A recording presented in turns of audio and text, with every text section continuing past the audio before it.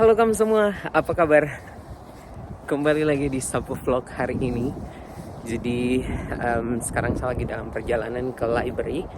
Ini sebenarnya masih break turn, cuman ya karena saya ada deadline SI, jadi saya harus ke library untuk bisa siapkan. Nah, ini menarik karena kemarin waktu saya upload first vlog, terus ada teman yang komen, dia kayak tanya, dia bilang bagus kalau saya bikin cerita awal mula bagaimana sampai akhirnya saya bisa lanjut di Inggris kuliah S2. Nah terus saya berpikir kayak oh iya betul juga, tiba-tiba upload vlog terus sudah kayak akhir long term. Orang pasti bingung kayak kok kapan ke Inggrisnya ya, meskipun beberapa orang mungkin sudah tahu sapu perjuangan. Jadi saya mau cerita mungkin sambil jalan, tapi nanti saya kayak cut gitu, saya akan cari tempat yang bagus dan oke, tapi mungkin biar ada aktivitas lah, biar teman-teman juga bisa sambil lihat pemandangan, view dan lain sebagainya. Jadi gini, pertama saya sekarang kuliah di Inggris karena saya dapat beasiswa LPDP. Saya lulusan LPDP daerah afirmasi di tahun 2021. Jadi saya lulus LPDP-nya di tahun 2021. Tapi permasalahan yang saya hadapi itu adalah waktu lulus 2021 itu kan begini, kalau kita daftar S2 itu prosesnya panjang, mulai dari apply beasiswa, kemudian apply kampus, dan kita harus punya IELTS dan lain sebagainya. Nah, saya lulus LPDP tahun 2021. Jadi alasan kenapa sampai saya akhirnya bisa sekolah ke Inggris yang paling pertama karena saya punya scholarship, punya beasiswa. Kalau ditanya tahap-tahapnya seperti apa waktu itu dan akhirnya sampai bisa di Inggris. Pertama di waktu kuliah tahun 2019 itu pertama kali, sebenarnya kalau keinginan untuk melanjutkan sekolah itu sudah dari tahun 2018 gitu. Ketika tertarik untuk memperdalami keilmuan gitu. Dan di tahun 2019 saya mulai pertama kali coba cari informasi tentang berbagai beasiswa. Kebetulan saya kenal beberapa alumni juga, dan juga pada saat itu masih awardee baik di Sapu kampus maupun di luar kampus. Kayak saya berusaha untuk connect dengan orang-orang ini, dengan alumni, untuk cari tahu sebenarnya beasiswa LPDP itu seperti apa. Nah, singkat cerita, setelah mencari informasi, barulah di tahun 2020 ketika lulus, memang saya benar-benar concern sekali untuk bisa lanjut beasiswa S2. Apalagi waktu itu saya bapak dan saya mama kayak mendukung saya untuk mau lanjut sekolah gitu. Nah, sorry teman-teman kepotong kemarin karena saking sibuk, jadi akhirnya saya tidak bisa lanjutkan, dan mungkin saya akan lanjutkan cerita yang tidak selesai dari kemarin. Jadi singkat cerita begini, setelah lulus di tahun 2020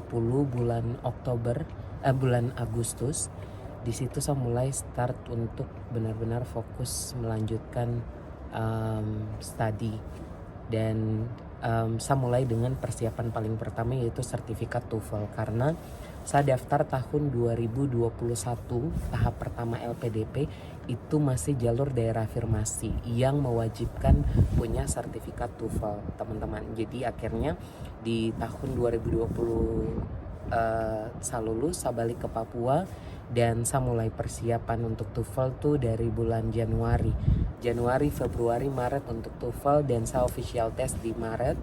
Akhirnya saya sertifikat TOEFL keluar.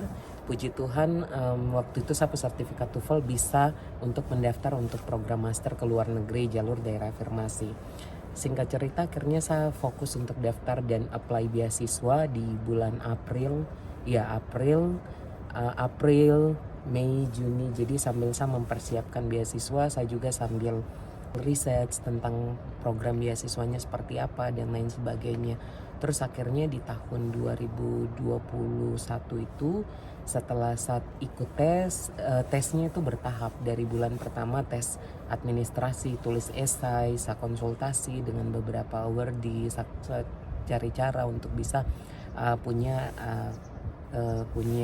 komprehensif esai. Dan terima kasih juga buat kakak-kakak yang sudah kasih bantuan, sudah bantu kasih masukan tentang esai dan lain sebagainya.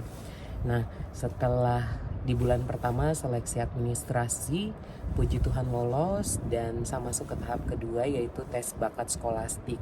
Puji Tuhan saya bisa kerjakan soal dengan baik karena memang dari setelah saya dinyatakan lulus administrasi itu saya belajar karena saya orangnya lemah di kayak matematika, jadi saya spend a lot of time to learn matematika, verbal, dan juga penyelesaian masalah karena kan soal untuk tes bakat skolastik itu hanya 3 yang sama juga itu tapi tidak pakai scoring, itu adalah tes personality.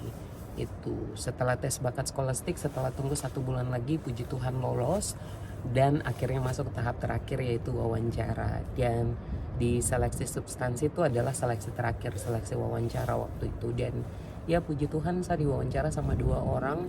Mungkin saya kurang tahu bidang expertise-nya, tapi yang jelas yang satu di psychology dan yang satu mungkin lebih ke bidang keilmuan. Dan teman-teman, ini fun fact, di tahun 2021 itu awalnya saya berencana untuk kuliah ke Korea Selatan dan juga Malaysia karena itu pilihan di aplikasi LPDP. Nanti saya bisa kasih tunjuk di sini teman-teman. Tapi kemudian saya berubah pikiran setelah saya diumumkan lulus beasiswa LPDP tanggal 30 Agustus 2021.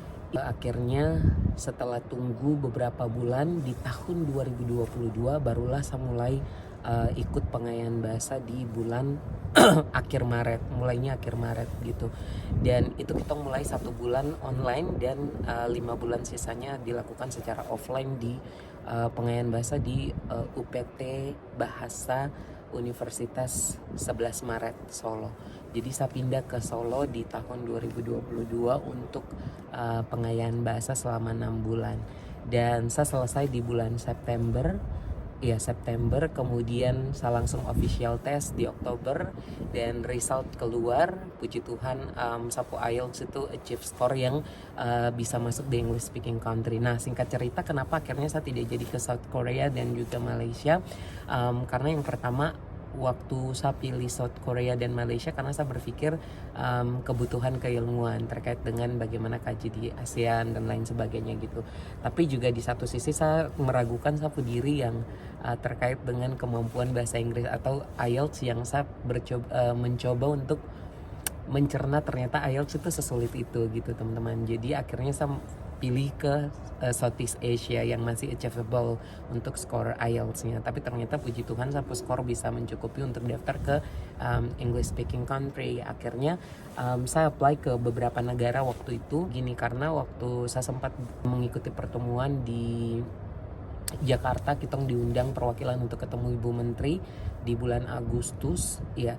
Waktu saya masih pengayaan bahasa di tahun 2022 itu sempat kayak ketemu dengan direktur beasiswa, terus ngobrol, terus katanya nggak apa-apa kalau memang kamu mau ajukan pindah silakan, karena saya sempat considering tentang kalau misalnya mau lanjutkan ke South Korea probably permasalahannya adalah bahasa language gitu. Akhirnya saya move ke English speaking country dan ya saya daftar ke beberapa negara, ada Australia, ada USA dan juga UK, Inggris. Dan puji Tuhan di Desember tahun 2022 itu saya dapat offer dari Australia dan UK gitu. Nah di Amerika kebetulan saya daftar di Arizona State University, tapi karena waktu itu IELTS-nya mereka minta lebih tinggi daripada yang saya punya, jadi akhirnya saya memutuskan untuk saya cancel ke USA karena saya sudah cukup lama untuk melanjutkan studi S2. Karena bayangkan dari tahun 2021 saya lulus beasiswa, kemudian saya baru lanjut sekolah di tahun 2023. Dan teman-teman, kenapa agak lambat prosesnya? Karena selain pengayaan bahasa,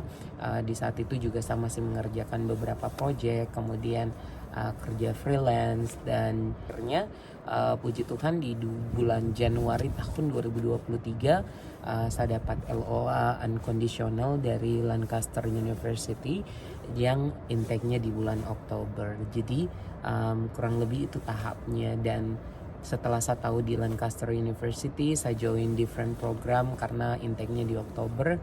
Beberapa program dulu saya ikuti, setelah itu di bulan Agustus, persis di bulan Agustus 2023 baru saya mulai apply visa, kemudian persiapan. Sebenarnya ini termaksud lambat ya teman-teman, karena harusnya teman-teman udah persiapan at least 6 bulan sebelum keberangkatan. Tapi saya waktu itu 3 bulan karena banyak banget yang saya kerjakan, dan kebetulan saya lagi ikut program berbeda ke luar negeri, jadi cukup diverse persiapannya, tapi puji Tuhan karena Tuhan lancarkan. Jadi di bulan Oktober, ya persis di bulan Agustus saya urus visa ke Bali, kemudian saya langsung lanjut PK di Jakarta. Jadi dari Bali saya tinggal di Bali karena PK-nya di akhir Agustus ke awal September di Bali, terus kemudian saya lanjut ke Jakarta ikut PK di akhir Agustus, dan ya setelah selesai PK langsung berangkat ke Lancaster University itu di akhir bulan September.